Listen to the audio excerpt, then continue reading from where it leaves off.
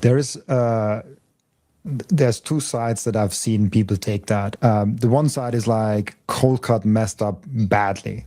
They had to blame their, like, of course, like at first place, the people that hacked it, that stole the Bitcoin doors are the major people that you should blame.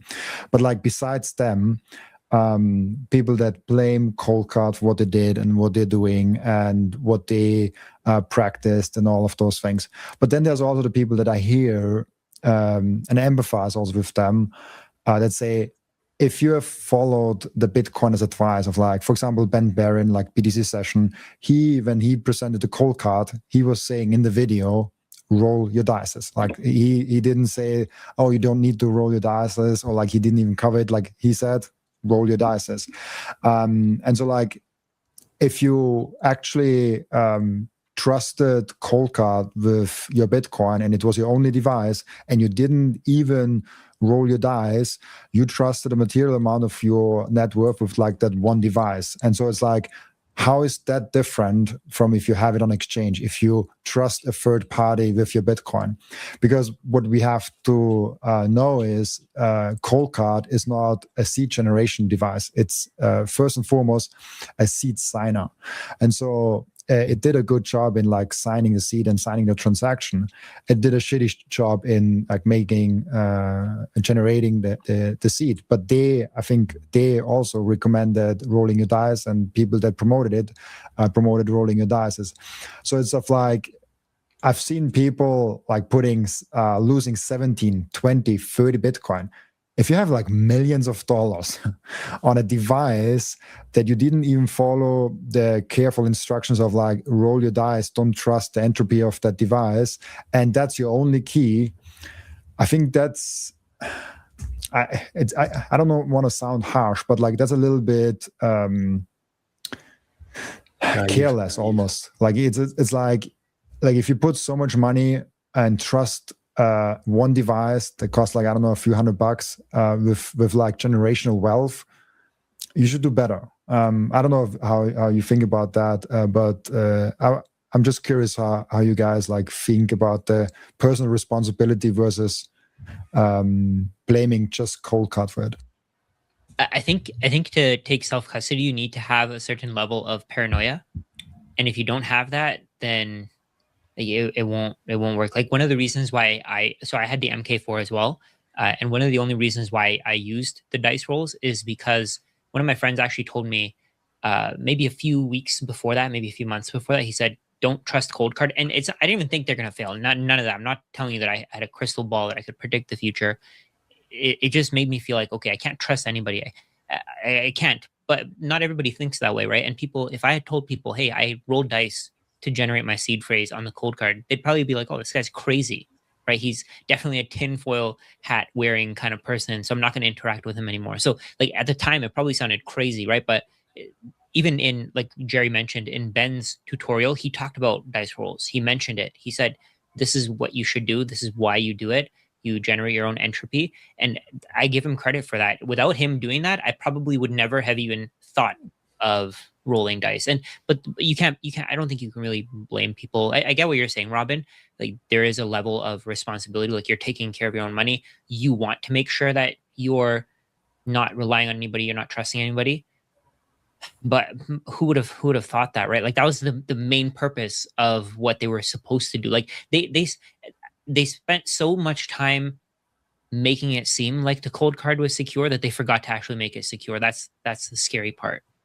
I saw that tweet of you and I loved it. Like, I saw it on my feed and I laughed out loud. I just like, that's a genius tweet right there from Rajat.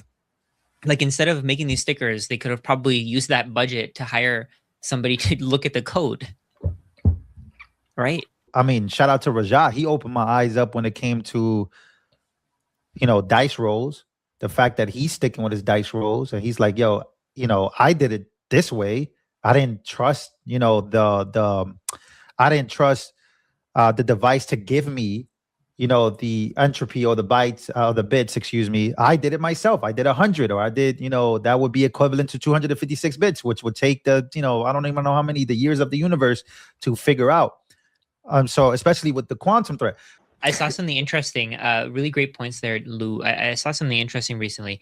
Did you guys see somebody asked about a retirement bug or something like that, and then Coldcard answered. They were like, "It's when a manufacturer intentionally puts a bug in their device, and then they wipe out the."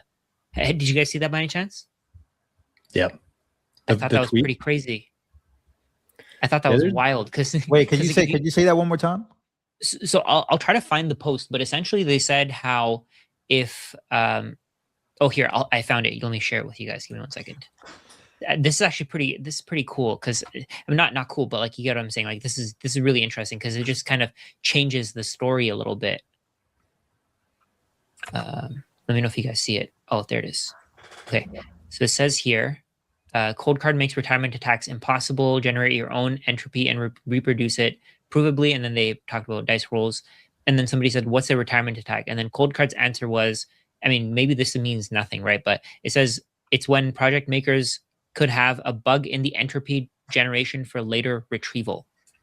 Jesus What are Christ. the chances of that? What are the chances of that? That's pretty crazy. Another thing I would say, as far as dice rolls, I'm not against it, but if you're gonna onboard millions and millions of people, it's just I'm not gonna do it. I don't want to do dice rolls. Now, no, I should probably, but I don't want to. Right? Like I really don't. Like I don't want to sit there fucking rolling dice 100 times. I really don't want to do that. But I also don't want to leave it in the exchange. So there's gonna be work that needs to be put in.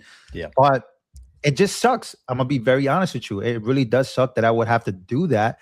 I would love to trust, Treasure is doing the right thing. And from what I've studied, it's MVK is that, if that's his name, or Coldcard as a whole, was a fork from Treasure, if I'm not mistaken. And then they got, greedy with whatever they were doing. But Treasure seems to be the original, man. Treasure was like the original seed phrase, if I'm not mistaken. Why the fuck are we going anywhere else, bro? Stay home. Where are we going? Anyway, this is what happens when you dig too deep into the origins of these hardware and cold storage, especially with the wallets. At this point, like I'm not trusting any random number generator on any device ever again. No, I have my dice right here. I will roll these. If it takes me 10 hours to do it, I will do it. I don't care. Exactly. I'm not losing my Bitcoin. Like this, if that's one thing that I need to do to make sure that nobody can get my Bitcoin, and keep in mind, like this is the one thing that protects you against literally everybody on earth. Every computer that will ever exist, this is the one thing that will protect you against it. Take the 15 minutes, man. Just do it. Well, let me ask you this. Let me ask you this, Rajat. I saw one of your posts. You said you're going to stick with your Coldcard because of the dice roll. How much flack are you getting for that? Like, what's the response? So much. I'm getting so much shit for that, but I don't care. I understand. But what it makes sense, was, right? Rajat. It makes sense, right? Like what you're saying makes sense. If you look at the comments, people are like, "Oh, you're so retarded. You're so stupid. Yeah, I saw what's some gone crazy into your comments. brain. Like you're so dumb," and they're just like shitting on me. But I don't really care because I understand the issue. Sorry, go ahead, Lou. No. I was just no. You answered it. I was just because I saw when you said, but I know why you said that after doing the research. I know why you're saying it, because you literally you did not use the random number generator that they use. Like you don't have 40 bits of entropy. You have 256. Well, yes. I'm not counting how many times but if you did even 50, that's 128 bits of entropy versus 256, which would be 100 dice rolls. But I think a lot of people, they're just like you said, it's like the FUD is unbelievable right now. Like I'm talking about, it's on another level, especially from people that don't even they don't even want to understand the issue or what happened. I mean, I usually really hate even looking into stuff like this because I'm busy and I don't even want to think about my wallet. I don't want to think about anything. But obviously, this forces you to. But then to understand the issue is something that a lot of people don't even want to do. Like they don't want to understand the issue or what happened. So kudos to you, bro, because you did it the right way, literally. And people getting mad or calling you retarded, I think that's just stupid. I think they're retarded because they don't even probably understand the issue or what even happened in the first place. I want to show you guys something. I share my screen. This is the post that I put up. So I said I plan to continue using it. I just said the stuff and I explained it. And somebody said here, still update your MK4 and get a new seed phrase from it. No, like you're doing So the exact same thing again. Why would I like you have your cold card. You already have the issue. The issue already happened. Why let it happen again? Why would I generate a new seed phrase from my cold card by updating? How do I know that the changes that I don't know how to read code? You're trusting them again. Right. Exactly. Like you're just doing it again. And like this is the kind of stuff that people say, right? Like there's so many crazy comments. Oh, not smart. Soon they will be out of business. It doesn't matter. If they go out of business, I can move my seed phrase to another wallet. I can get another wallet at some point. Like you can see all these comments here. Somebody said, not that one. There was one where this guy was just like, oh, you're so retarded. Double check it. Okay, that one was good. Those, I think I muted them. Yeah.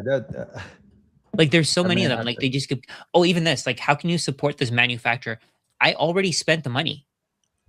I'm not spending more money to get another wallet. Why would I get more? I already have the security. The security works. I've been checking my wallet. Like I've been still paranoid. I've still been a little worried. I've been thinking like, okay, I did everything right, but I want to make sure I don't lose my Bitcoin. I've just been checking here and there. And it's almost like a bounty for me. It's like, okay, if somebody figures it out, then I'll make this aware. I'll make everybody aware of it. Right? I'll tell everybody about it. And A bounty. but for me, I'm okay with it because I'm confident in what I did, right? I'm confident in what I did. I know that I did it right.